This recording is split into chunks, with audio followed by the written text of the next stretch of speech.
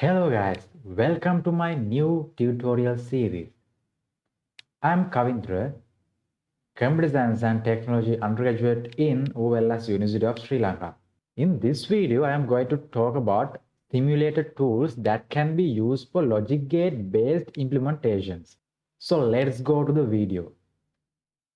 These are the some of simulated tools which are freely available on internet.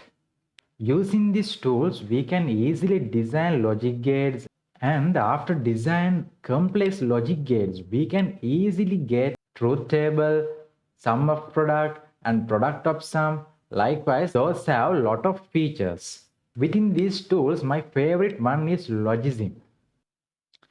And also, I am going to use this Logisim to design logic gates in this tutorial series. And I hope to design different categories logic gates through this tutorial series so you can learn Logisim and logic gates both at the same time. So I invite you to join with me through this tutorial series. So my playlist link is available in description. Thank you for watching my videos. Have a good day. See you in next video.